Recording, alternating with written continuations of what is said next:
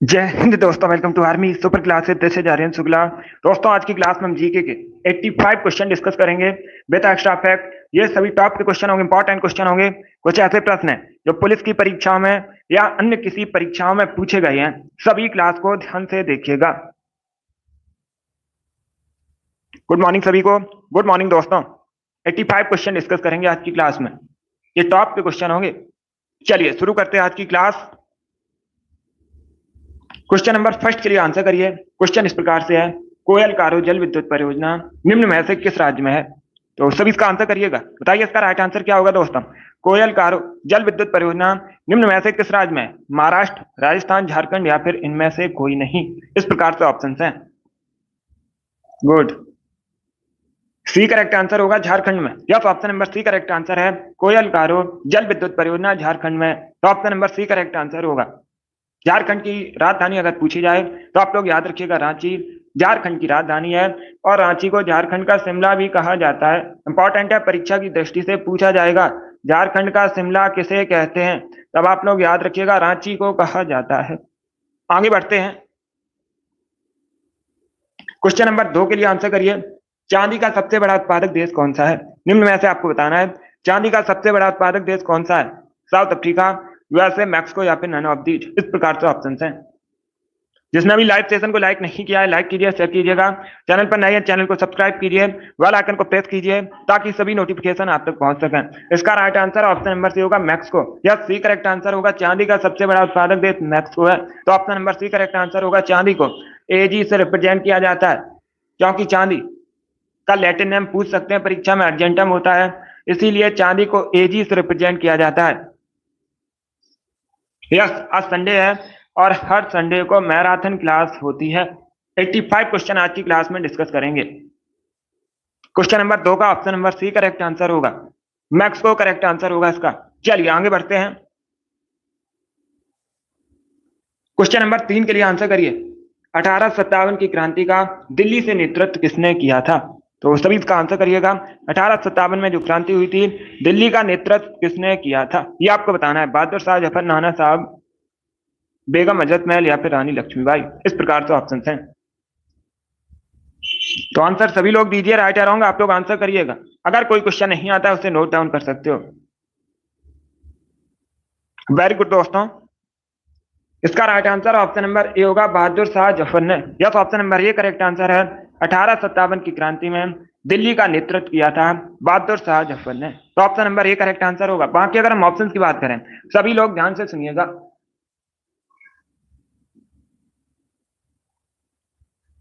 और ये अंतिम मुगल शासक थे, ये भी आप लोग याद रखिएगा, बहादुर शाह जफर अंतिम मुगल शासक थे। बाकी अगर हम ऑप्शन की बात करें, नाना साहब 1857 की क्रांति में कानपुर से संबंधित हैं, बिठूर से, कानपुर के बिठूर से संबंधित हैं। बेगम हजरत महल लखनऊ से संबंधित हैं 1857 की क्रांति में। रानी लक्ष्मीबाई झांसी से संबंधित हैं 1857 की क्रांति में। चार ऑप्शंस को याद रखिए, इंपॉर्टेंट है परीक्षा की दृष्टि से। ये जीके जीएस की क्लास है, जीके जीएस की क्लास है स्पेशल यूपी पुलिस के लिए। क्वेश्चन नंबर 3 का option number A correct answer होगा। Good morning. चलिए आगे बढ़ते हैं। क्वेश्चन नंबर 4 के लिए आंसर करिए। क्वेश्चन इस प्रकार से है, मेजर रैंक का संबंध किस सेना से है?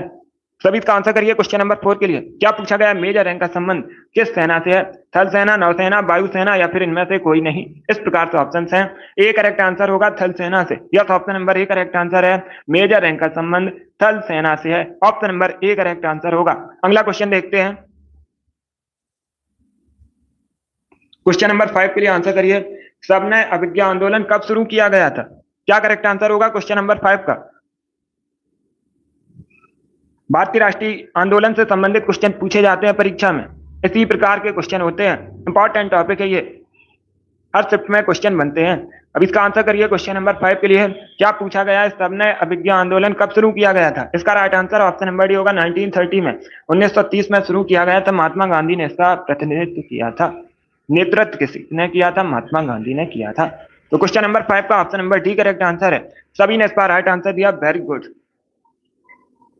अब इसका आंसर करिए। क्वेश्चन नंबर 6 के लिए बताइए, लेफ्टिनेंट जनरल अनिल चौहान किस पद से संबंधित हैं? सभी इसका आंसर करिए। क्वेश्चन नंबर 6 के लिए क्या पूछा गया है? लेफ्टिनेंट जनरल अनिल चौहान किस पद से संबंधित हैं? क्वेश्चन नंबर 6 का करेक्ट आंसर क्या होगा? ए करेक्ट आंसर होगा। सीडीएस है भारत के, वर्तमान में सीडीएस है भारत के lieutenant general Anil Chauhan. Option number A correct answer होगा। सीडीएस का फुल फॉर्म पूछा जाता है परीक्षा में, आप लोग याद रखिएगा, चीफ ऑफ डिफेंस स्टाफ। ये भी आप लोग याद रखिए, बहुत अच्छे। आगे बढ़ते हैं, और पहले सीडीएस पूछे जाए अगर तो आप लोग याद रखिएगा, बिपिन रावत भारत के पहले सीडीएस हैं। अब इसका आंसर करिए। क्वेश्चन नंबर 7 के लिए आपको बताना है राष्ट्रीय विकास परिषद में शामिल नहीं होता है। सभी जल्दी से आंसर करिए। क्वेश्चन नंबर 7 के लिए निम्न में से क्या भारतीय विकास परिषद में शामिल नहीं होता है? राज्य के मुख्यमंत्री, नीति आयोग के सदस्य, वित्त आयोग के सदस्य, या फिर प्रधानमंत्री। इस प्रकार से ऑप्शन हैं। गुड, सभी आंसर करिए। राइट आ रहा हूँ, आप लोग आंसर करिएगा क्वेश्चन नंबर 7 के लिए। इसका right answer option number C होगा, वित्त आयोग के सदस्य। यस, option number C correct answer है। वित्त आयोग के सदस्य राष्ट्रीय विकास परिषद में शामिल नहीं होते हैं, बाकी सभी होते हैं। राज्य के मुख्यमंत्री, नीति आयोग के सदस्य और प्रधानमंत्री, ये सभी होते हैं शामिल, वित्त आयोग के सदस्य नहीं होते हैं। अब दूसरा क्वेश्चन पूछा जाएगा। क्या क्वेश्चन पूछा जाएगा दूसरा परीक्षा में? राष्ट्रीय विकास परिषद की अध्यक्षता कौन करता है? अगर पूछा जाए अध्यक्षता कौन करता है तो आप लोग याद रखिएगा, प्रधानमंत्री अध्यक्षता करता है। प्रधानमंत्री अध्यक्षता करता है राष्ट्रीय विकास परिषद की। आगे बढ़ते हैं, इसका आंसर करिए क्वेश्चन नंबर 8 के लिए। सभी जल्दी से आंसर करिए क्वेश्चन नंबर 8 के लिए। निम्न में से कौन बिजली का अच्छा चालक नहीं है? इनमें से आपको बताना है।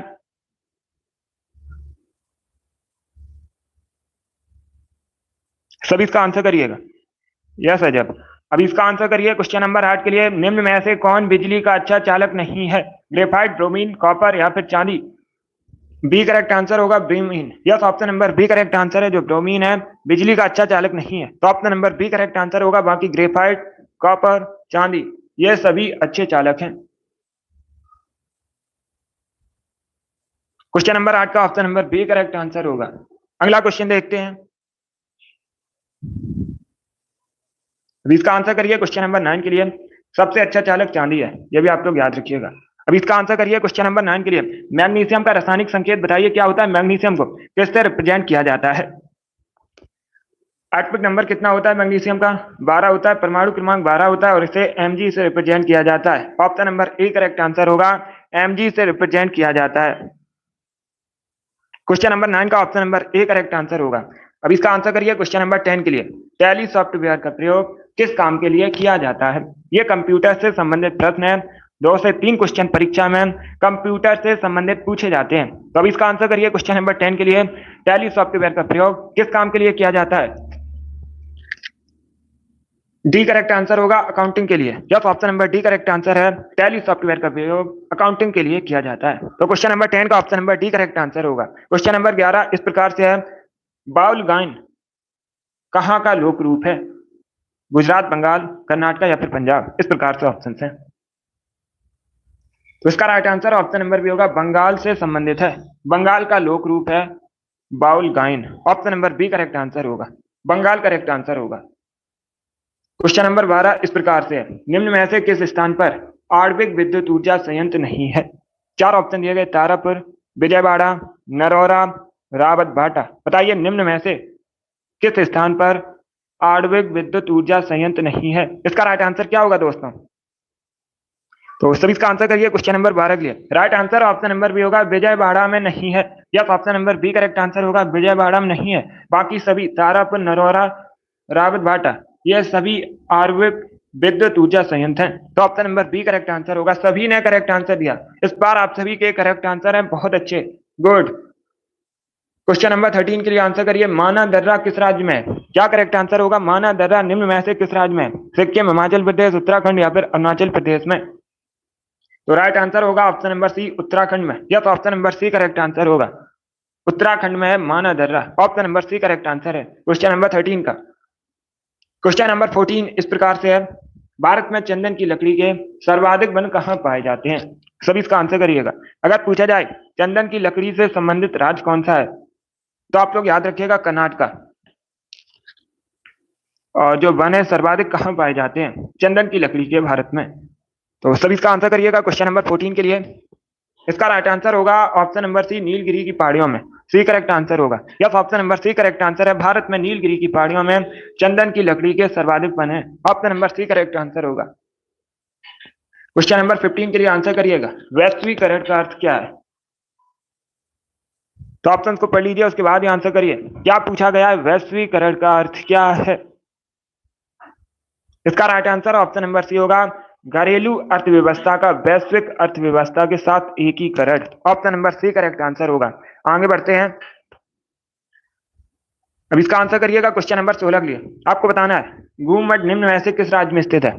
सभी जल्दी से आंसर करिए, बताइए इसका राइट आंसर क्या होगा। घूममठ निम्न में से किस राज्य में स्थित है? अरुणाचल प्रदेश, हिमाचल प्रदेश, वेस्ट बंगाल या फिर कर्नाटका में? तो इसका राइट आंसर होगा option number C, west Bengal में। यह सी करेक्ट आंसर होगा, वेस्ट बंगाल में घूममठ है। Option number C correct answer है। 17 प्रश्न इस प्रकार से है, table tennis federation of India का मुख्यालय कहां पर है? Table tennis federation of India का हेडक्वार्टर कहां पर है?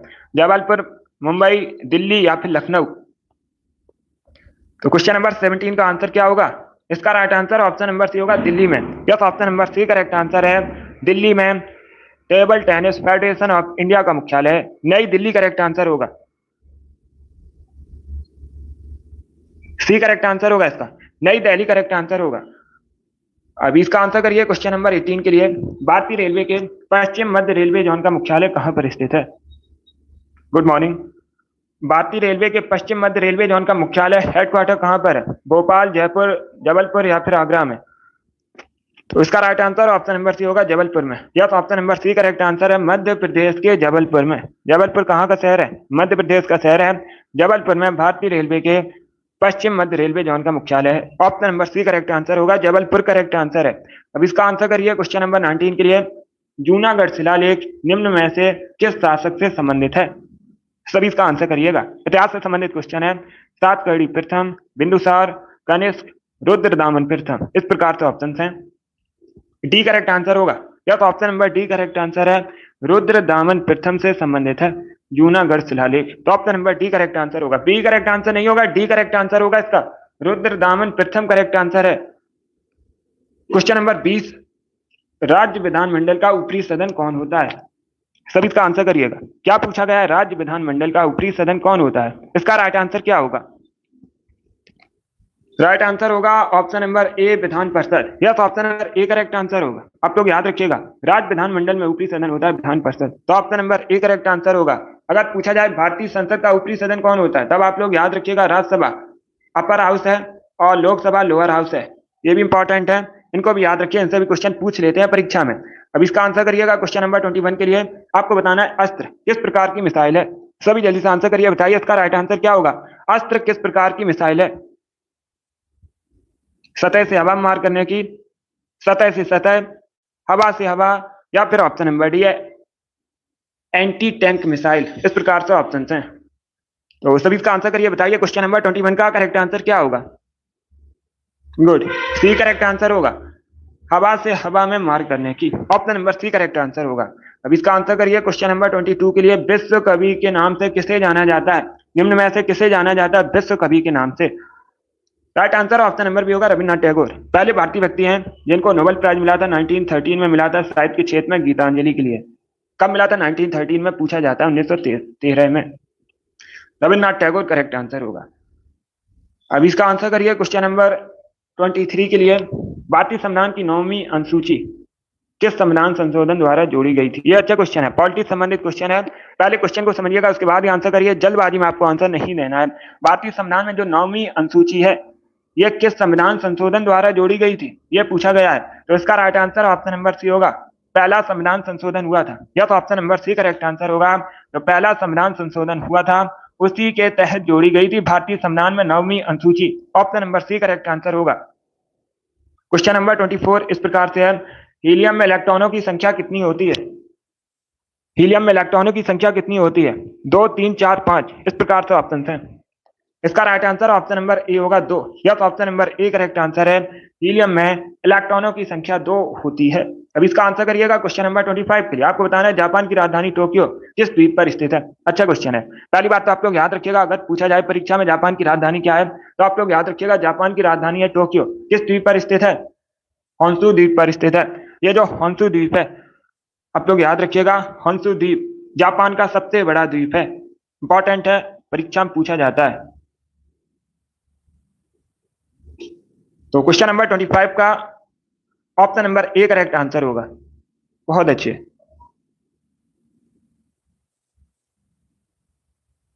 क्वेश्चन नंबर 23 का option number A correct answer होगा। क्वेश्चन नंबर 5 का option number A correct answer है, होन्शु द्वीप पर है, जापान की राजधानी टोक्यो। चलिए आगे बढ़ते हैं। अब इसका आंसर करिए क्वेश्चन नंबर 26 के लिए। भारत का पहला ओपन रॉक संग्रहालय निम्न में से किस शहर में है? क्या करेक्ट आंसर होगा इसका? सभी जल्दी से आंसर करिए क्वेश्चन नंबर 26 के लिए। क्या क्वेश्चन है, पहले क्वेश्चन को समझिएगा। आपको बताना है भारत का पहला ओपन रॉक म्यूजियम कहां पर स्थित है। इसका करेक्ट आंसर क्या होगा? इसका राइट आंसर होगा ऑप्शन नंबर ए, हैदराबाद में। या तो option number A correct answer है, आप लोग याद रखिएगा, हैदराबाद में भारत का पहला ओपन रॉक म्यूजियम। तो option number A correct answer होगा। और ये जो हैदराबाद है मूसी नदी के किनारे बसा है, पूछा जाएगा परीक्षा में।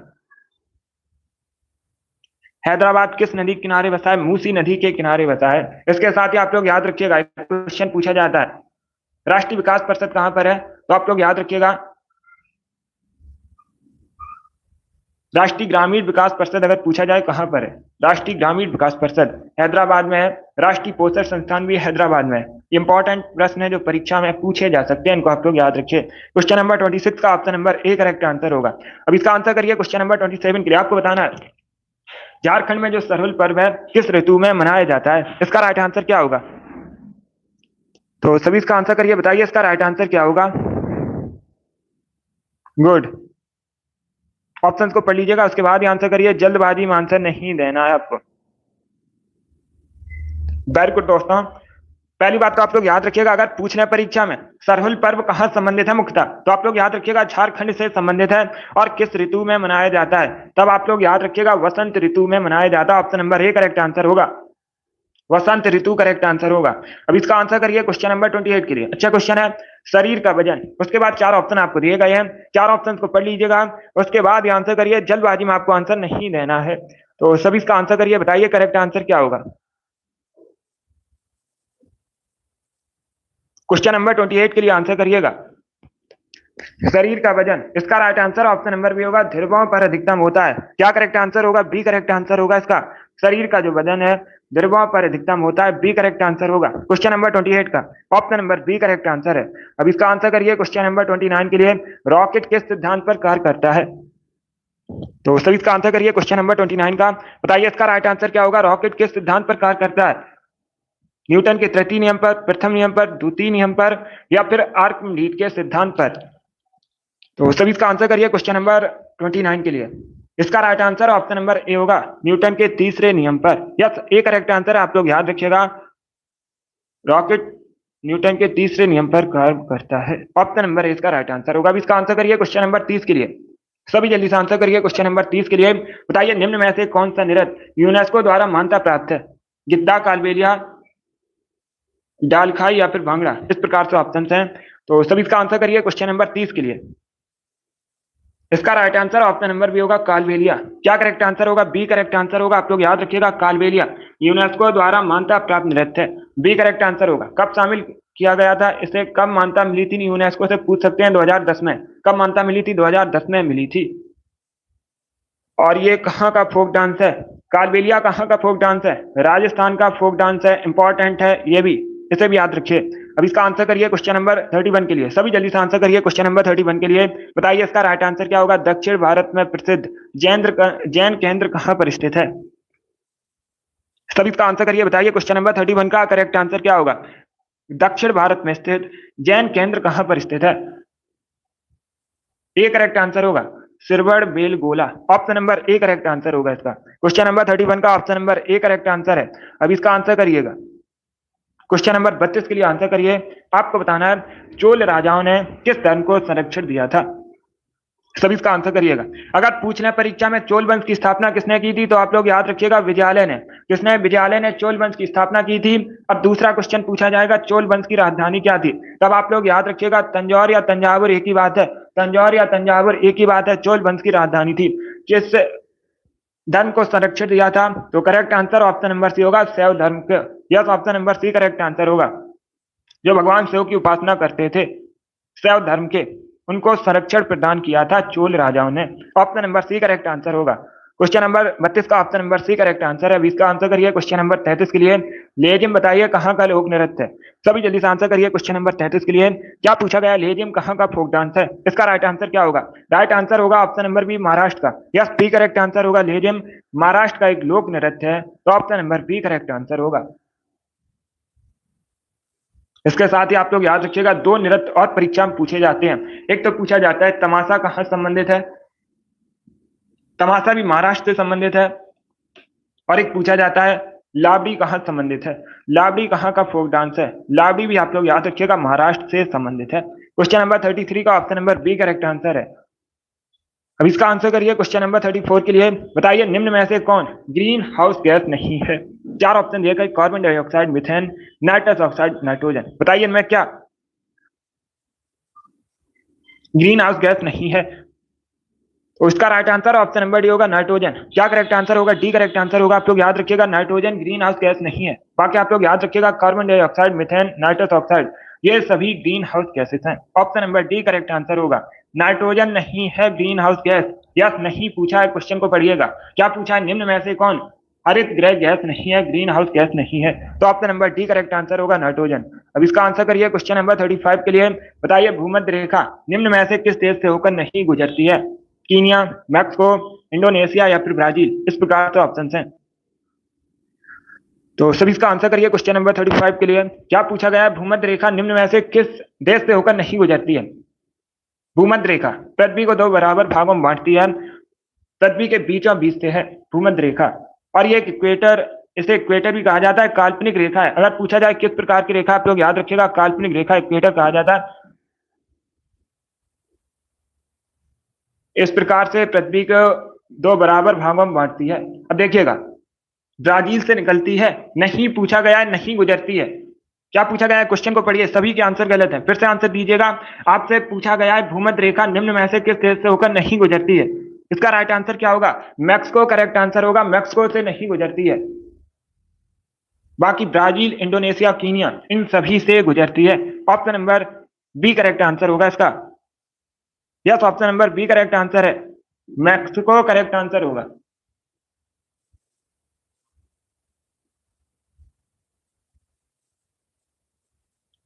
बहुत अच्छे। यस, पहले क्वेश्चन को पढ़ लीजिए, पूछा क्या गया उसके बाद ही आंसर करिए। आप लोग जल्दबाजी में आंसर मत दीजिएगा।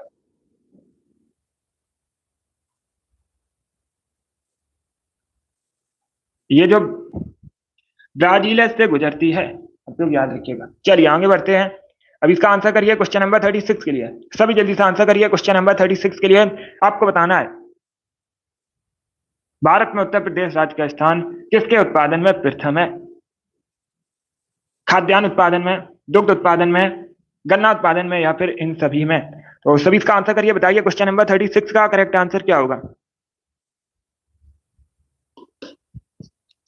इसका right answer option number D होगा, इन सभी में। Yes, option number D correct answer होगा। भारत में उत्तर प्रदेश का स्थान खाद्यान्न उत्पादन में, दुग्ध उत्पादन में, गन्ना उत्पादन में, इन सभी में प्रथम है। तो option number D correct answer होगा। इसके साथ ही आप लोग याद रखिएगा, आलू उत्पादन में पूछा जाता है। परीक्षा में पूछा गया था कि भारत में सबसे अधिक आलू का उत्पादन कहां पर होता है, तो आप लोग याद रखिएगा उत्तर प्रदेश में होता है। क्वेश्चन नंबर 36 का option number D correct answer है। अब इसका आंसर करिए। क्वेश्चन नंबर 37 के लिए आपको बताना है लाला लाजपत राय ने निम्न में से किस बैंक की स्थापना की थी। सभी इसका आंसर करिएगा। आपको बताना है निम्न में से किस बैंक की स्थापना लाला लाजपत राय ने की थी। Union bank of India, state bank of India, bank of Baroda या फिर पंजाब नेशनल बैंक। तो डी करेक्ट आंसर होगा Punjab national bank. Yes, option number D correct answer है। पंजाब नेशनल बैंक की जो स्थापना है लाला लाजपत राय ने की थी। क्वेश्चन नंबर 38 के लिए आंसर करिए। वी आकार की घाटी किससे बनती है। अच्छा क्वेश्चन है, वी आकार की घाटी किससे बनती है।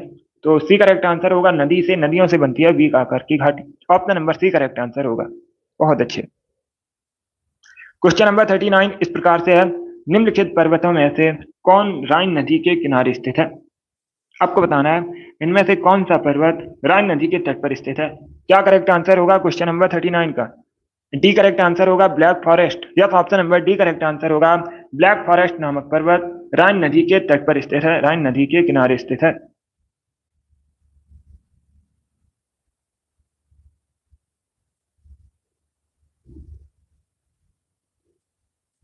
अब इसका आंसर करिएगा क्वेश्चन नंबर 40 के लिए। आपको बताना है संविधान सभा का प्रथम अधिवेशन कहाँ हुआ था। सभी जल्दी से आंसर करिए क्वेश्चन नंबर 40 के लिए। बताइए दोस्तों राइट आंसर क्या होगा। भारतीय संविधान सभा का प्रथम अधिवेशन कहाँ पर हुआ था, ये आपको बताना है। गुड। मुंबई करेक्ट आंसर नहीं होगा। भारतीय राष्ट्रीय कांग्रेस का अधिवेशन नहीं पूछा गया है। भारतीय राष्ट्रीय कांग्रेस का अगर अधिवेशन पूछा जाता, पहला अधिवेशन कहां पर हुआ था, तब आप लोग याद रखिएगा मुंबई में हुआ था।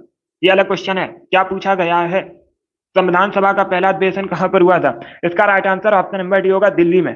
कब हुआ था, 9 दिसंबर 1946 में। पूछ सकते हैं कब हुआ था, 9 दिसंबर 1946 में हुआ था दिल्ली में। Option number D correct answer होगा। क्वेश्चन नंबर 41 इस प्रकार से आपको बताना है भारतीय संविधान ने किस प्रकार के लोकतंत्र को अपनाया है। तो सभी इसका आंसर करिए क्वेश्चन नंबर 41 के लिए। 85 क्वेश्चन होंगे आज की क्लास में। इसका right answer option number D होगा, लोकतांत्रिक गणतंत्र को। डी करेक्ट आंसर है। क्वेश्चन नंबर 42 इस प्रकार से है, स्वदेश वाहिनी के संपादक कौन थे। यह भी प्रश्न बहुत सी परीक्षा में पूछा हुआ प्रश्न है। इसका करेक्ट आंसर क्या होगा दोस्तों, स्वदेश वाहिनी के संपादक कौन थे।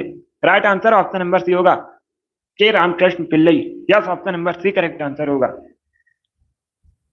क्वेश्चन नंबर 43 इस प्रकार से है, हंटर कमीशन की रिपोर्ट निम्न में से किसके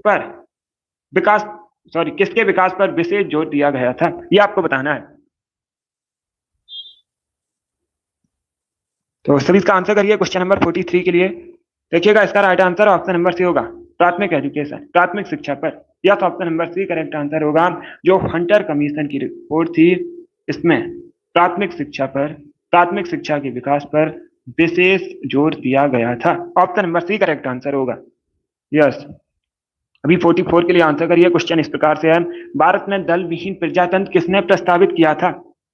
यह भी कई परीक्षा में पूछा हुआ क्वेश्चन है कि भारत में दल विहीन प्रजातंत्र किसने प्रस्तावित किया था। क्या करेक्ट आंसर होगा क्वेश्चन नंबर 44 का। डी करेक्ट आंसर होगा, Jayaprakash Narayan. Yes, option number D correct answer है। जयप्रकाश नारायण ने भारत में दल विहीन प्रजातंत्र प्रस्तावित किया था। Option number D correct answer होगा। क्वेश्चन नंबर 45 इस प्रकार से है, इंडियन एसोसिएशन के संस्थापक कौन थे। भारतीय संघ की स्थापना किसने की थी, संस्थापक बताइए। दादा भाई नौरोजी, बाल गंगाधर तिलक, ए.ओ. ह्यूम या फिर सुरेंद्रनाथ बनर्जी। तो सभी इसका आंसर करिए क्वेश्चन नंबर 45 के लिए। यस, इंडियन एसोसिएशन के संस्थापक पूछे गए हैं। डी करेक्ट आंसर होगा, Surendranath Banerjee. Yes, option number D correct answer है। सुरेंद्रनाथ बनर्जी ने भारतीय संघ की स्थापना की थी। 46 इस प्रकार से है क्वेश्चन, निम्न में से कौन सा वृक्ष पर्यावरणीय संकट माना जाता है। इनमें से आपको बताना है कौन सा वृक्ष पर्यावरणीय संकट मानते हैं, बबूल, नीम, अमलतास या फिर यूकेलिप्टिस। तो डी करेक्ट आंसर होगा, eucalyptus. Yes, option number D correct answer है। पर्यावरणीय संकट माना जाता है यूकेलिप्टिस का पेड़। Option number D correct answer होगा। अभी क्वेश्चन नंबर 47 के लिए आंसर करिए। क्वेश्चन इस प्रकार से है, बिलाई संयंत्र किसकी मदद से स्थापित किया गया था। सभी इसका आंसर करिएगा। जो बिलाई संयंत्र किसकी मदद से स्थापित किया गया था, यूके, यूएसए, रसिया या फिर जर्मनी।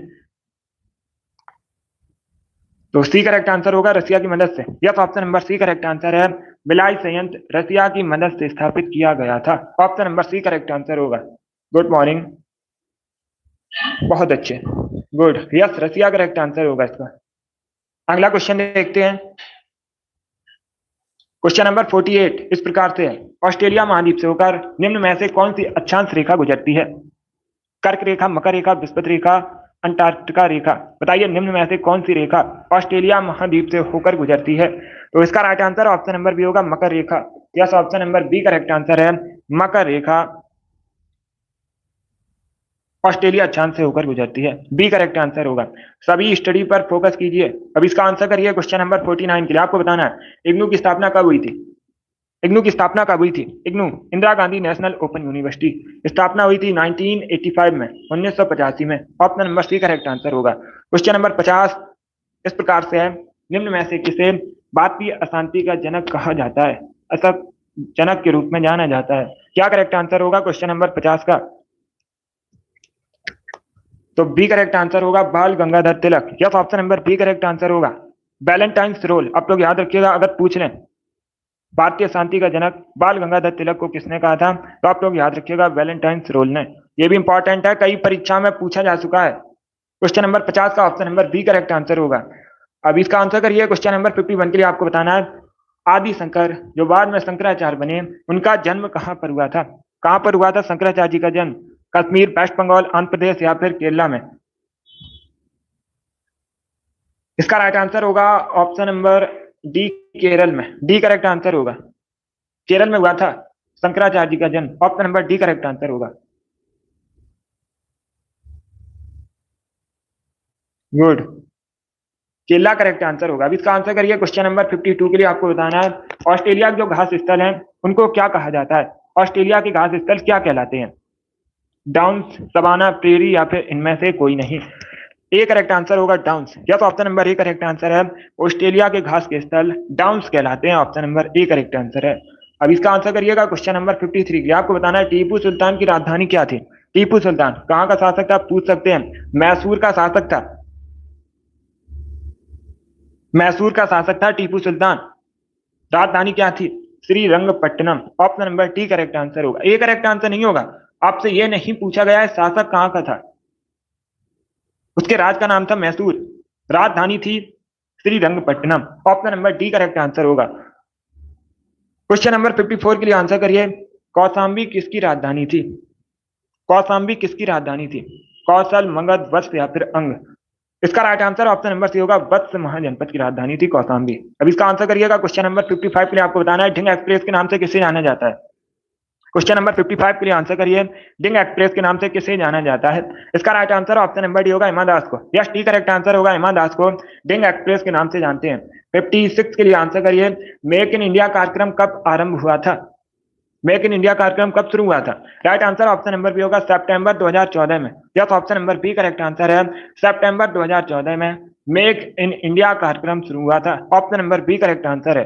क्वेश्चन नंबर 57 इस प्रकार से है। क्वेश्चन इस प्रकार से है, कोयना बांध किस राज्य में स्थित है? कोयना बांध किस राज्य में स्थित है? किस नदी पर है? कोयना रिवर पर है। रिवर का नाम है कोयना और ये महाराष्ट्र में स्थित है। ऑप्शन नंबर ए इसका राइट आंसर होगा। क्वेश्चन नंबर 58 इस प्रकार से है, इंसुलिन का आविष्कार किसने किया था? इंसुलिन की कमी से मधुमेह रोग होता है। पूछा जाएगा मधुमेह रोग किसके कमी से होता है, तो आप लोग याद रखिएगा, इंसुलिन की कमी से होता है मधुमेह रोग। और विश्व मधुमेह दिवस मनाया जाता है 14 नवंबर को। ये भी इंपॉर्टेंट है, इसे भी याद रखिए। इसका right answer option number B होगा, F Banting. Yes, option number B correct answer होगा। इंसुलिन का आविष्कार किया था एफ बैटिंग ने। बी करेक्ट आंसर होगा। क्वेश्चन नंबर 59 के लिए आंसर करिए, अन्नपूर्णा चोटी हिमालय किस क्षेत्र में स्थित है? अन्नपूर्णा चोटी कहां पर है? कुमाऊं, गढ़वाल, भूटान या फिर नेपाल में? तो डी करेक्ट आंसर होगा नेपाल में। यह तो option number D correct answer है, अन्नपूर्णा चोटी नेपाल में है। क्वेश्चन नंबर 59 का option number D correct answer होगा। नेपाल भारत का पड़ोसी देश है, राजधानी काठमांडू है, भारत के साथ बॉर्डर से भी करता है। और जो एक क्वेश्चन पूछा जाता है, नेपाल की करेंसी नेपाली रुपया है। ये आप लोग याद रखिए, इंपॉर्टेंट है परीक्षा की दृष्टि से। अब इसका आंसर करिए। क्वेश्चन नंबर 60 के लिए आपको बताना है, दरिंगबाड़ी हिल स्टेशन कहां पर है? तो सब इसका आंसर करिए। क्वेश्चन नंबर 60 के लिए क्या पूछा गया है, दरिंगबाड़ी हिल स्टेशन कहां पर है? केरल, उड़ीसा, वेस्ट बंगाल या फिर महाराष्ट्र में? इसका राइट आंसर होगा ऑप्शन नंबर बी, उड़ीसा में। यस, बी करेक्ट आंसर होगा। दरिंगबाड़ी पर्वतीय स्थल हिल स्टेशन उड़ीसा में स्थित है। क्वेश्चन नंबर 60 का option number B correct answer होगा। अभी क्वेश्चन नंबर 61 के लिए आंसर करिए, पॉलिटी से संबंधित क्वेश्चन है। भारतीय संविधान की जो 11वीं अनुसूची है, इसमें कितने विषय हैं? कुल कितने विषय हैं भारतीय संविधान की 11वीं अनुसूची में? 22, 24, 29 या फिर 32? Right answer option number C होगा, 29। Yes, option number C correct answer है। कुल 29 विषय हैं 11वीं अनुसूची में भारतीय संविधान की। क्वेश्चन नंबर 62 के लिए आंसर करिएगा, भारतीय संविधान पूर्ण रूप से तैयार कब हुआ था? ये भी क्वेश्चन बहुत सी परीक्षा में पूछा हुआ क्वेश्चन है। क्या करेक्ट आंसर होगा? Right answer option number B होगा, 26 नवंबर 1949 में। Yes, option number B correct answer है। 26 नवंबर 1949 में भारत का संविधान पूर्ण रूप से तैयार हुआ था। अब क्वेश्चन पूछा जाएगा, 26 नवंबर को कौन सा दिवस मनाया जाता है? इंपॉर्टेंट क्वेश्चन है, तब आप लोग याद रखिएगा।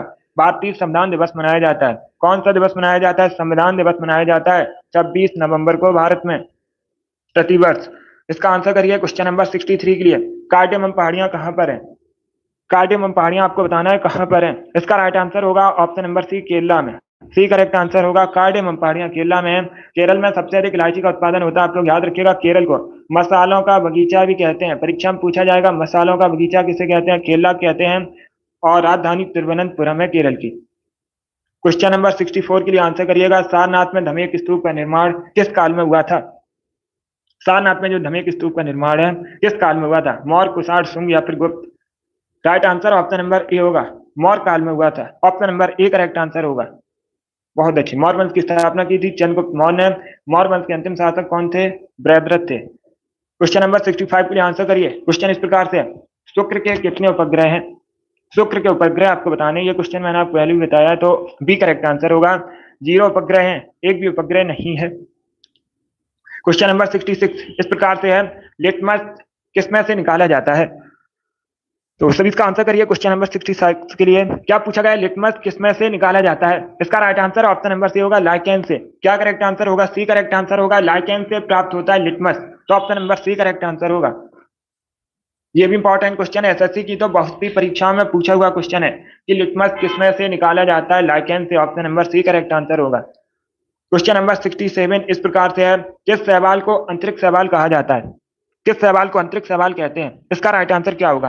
Right answer option number C होगा, क्लोरेला शैवाल को। Yes, option number C correct answer होगा। क्लोरेला शैवाल को अंतरिक्ष शैवाल कहा जाता है। Option number C correct answer है। 68 के लिए आंसर करिए, क्वांटम सिद्धांत को किसने प्रतिपादित किया है। तो क्वांटम सिद्धांत है, किसने प्रतिपादित किया है क्वांटम सिद्धांत को। बी करेक्ट आंसर होगा, मैक्स प्लैंक ने। Yes, option number B correct answer है, मैक्स प्लैंक ने क्वांटम सिद्धांत को प्रतिपादित किया है। क्वेश्चन नंबर 69 के लिए से है, निम्न में से कौन पाकिस्तान के साथ बॉर्डर शेयर करता है। जम्मू कश्मीर, पंजाब, राजस्थान या फिर गुजरात। ऑप्शंस को पढ़ लीजिएगा, आंसर करिए। डी करेक्ट आंसर होगा ये चारों। Yes, option number D correct answer है। पाकिस्तान के साथ जम्मू कश्मीर, पंजाब, राजस्थान, गुजरात, ये चारों बॉर्डर शेयर करते हैं, तो option number D correct answer होगा।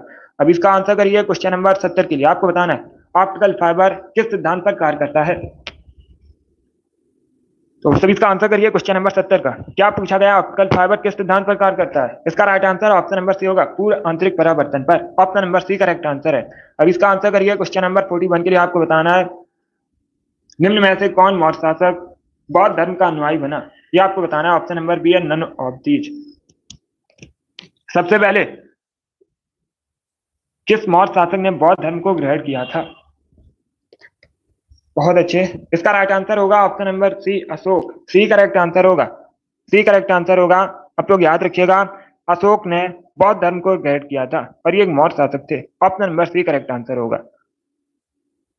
और चंद्रगुप्त मौर्य ने अपने जीवन के अंतिम दिनों में जैन धर्म को अपनाया था। पूछा जाता है किस शासक ने अपने जीवन के अंतिम दिनों में जैन धर्म को अपनाया था, तो आप लोग याद रखिएगा, चंद्रगुप्त मौर्य ने मौर्य वंश की स्थापना की थी।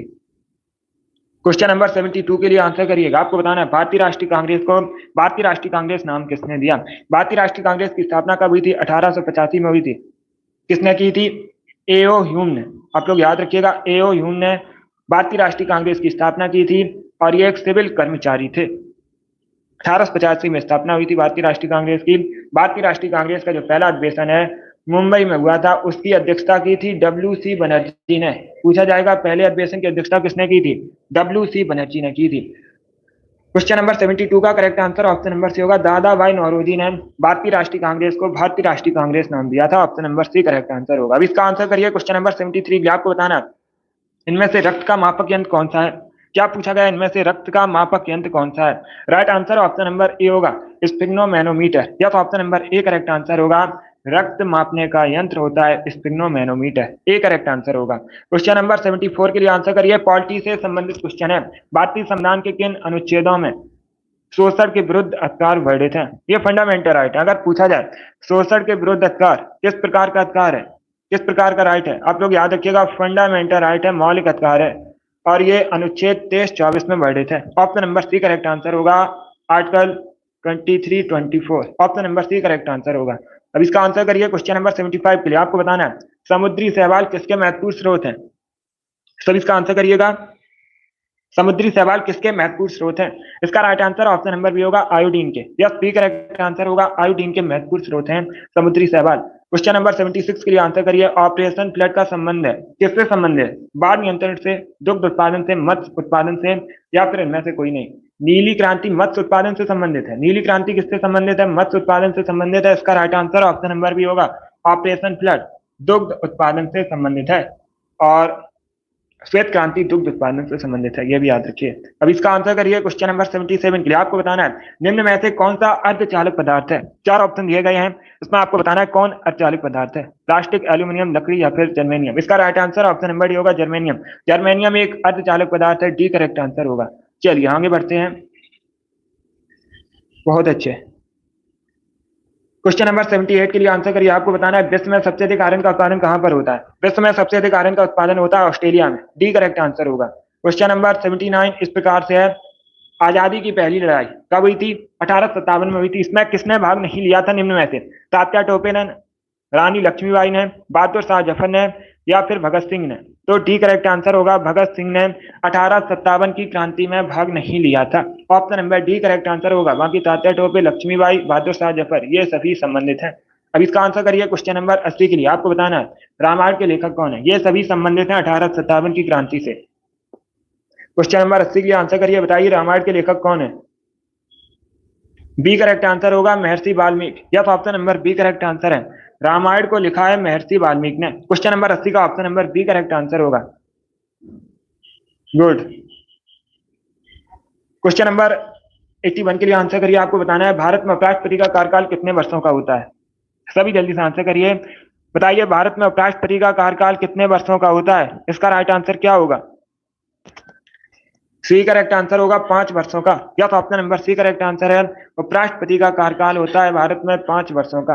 अब इसका आंसर करिए क्वेश्चन नंबर 82 के लिए। आपको बताना है संघ लोक सेवा आयोग के अध्यक्ष और सदस्यों की नियुक्ति कौन करता है। इसका right answer option number B होगा, राष्ट्रपति। यस, बी करेक्ट आंसर होगा, राष्ट्रपति संघ लोक सेवा आयोग के अध्यक्ष और सदस्यों की नियुक्ति करता है। और अगर पूछा जाए राज्य लोक सेवा आयोग की के अध्यक्ष की नियुक्ति कौन करता है, तब आप लोग याद रखिएगा गवर्नर। ये अलग अलग क्वेश्चन है, इनको समझिएगा। संघ लोक सेवा आयोग के अध्यक्ष और सदस्यों की नियुक्ति कौन करता है? राष्ट्रपति करता है। और जो राज्य संघ लोक सेवा आयोग है, आप लोग याद रखिएगा, राज्य लोक सेवा आयोग है, सॉरी, उसकी नियुक्ति करता है राज्यपाल। इंपॉर्टेंट क्वेश्चन है, इनको आप लोग याद रखिएगा। चलिए आगे बढ़ते हैं। अब इसका आंसर करिए क्वेश्चन नंबर 83। आपको बताना हरिद्वार स्थित हर की पौड़ी का निर्माण किसने करवाया था। सभी इसका आंसर करिएगा। क्या पूछा गया है? हरिद्वार स्थित हर की पौड़ी का निर्माण किसने करवाया था? क्या करेक्ट आंसर होगा? राइट आंसर होगा option number B, Raja Vikramaditya ने। यह तो option number B correct answer है, राजा विक्रमादित्य ने हरिद्वार स्थित हर की पौड़ी का निर्माण करवाया था। इसका आंसर करिए क्वेश्चन नंबर 84 के लिए। आपको बताना है लगातार बढ़ती कीमतों की प्रक्रिया होती है, क्या कहते हैं इसे? लगातार बढ़ती कीमतों की प्रक्रिया को क्या कहते हैं? सी करेक्ट आंसर होगा, मुद्रास्फीति। यह option number C correct answer होगा, मुद्रास्फीति कहलाती है। क्वेश्चन नंबर 84 का option number C correct answer है। आज का लास्ट क्वेश्चन आपके सामने है, क्वेश्चन नंबर 85 है। आपको बताना है लोहित किसकी सहायक नदी है। तो सभी इसका आंसर करिएगा क्वेश्चन नंबर 85 के लिए। आज का लास्ट क्वेश्चन है, इसका राइट आंसर होगा ऑप्शन नंबर बी, ब्रह्मपुत्र की सहायक नदी है। यस, बी करेक्ट आंसर होगा, ब्रह्मपुत्र की सहायक नदी है लोहित। तो option number B correct answer है। और ब्रह्मपुत्र का जो उद्गम है, पूछा जाएगा कहां से होता है, किस देश से होता है? तिब्बत से होता है। तिब्बत में से सांको के नाम से जाना जाता है। ये भी इंपॉर्टेंट क्वेश्चन है, पूछ लेते हैं परीक्षा में। ब्रह्मपुत्र नदी को तिब्बत में किस नाम से जानते हैं? सांगपो के नाम से जाना जाता है। लोहित ब्रह्मपुत्र की सहायक नदी है। चलिए दोस्तों, आज की क्लास में हमने 85 क्वेश्चन डिस्कस किए जीके के with extra fact. I hope आप सभी को यह प्रश्न समझ आए होंगे। सो क्लास को लाइक कीजिए, शेयर कीजिए, चैनल पर नए हैं चैनल को सब्सक्राइब कीजिएगा, बेल आइकन को प्रेस कीजिए ताकि सभी नोटिफिकेशन आप तक पहुंच सके। अगली क्लास होगी शाम को 3 बजे, स्पेशल हिंदी का सेशन होगा।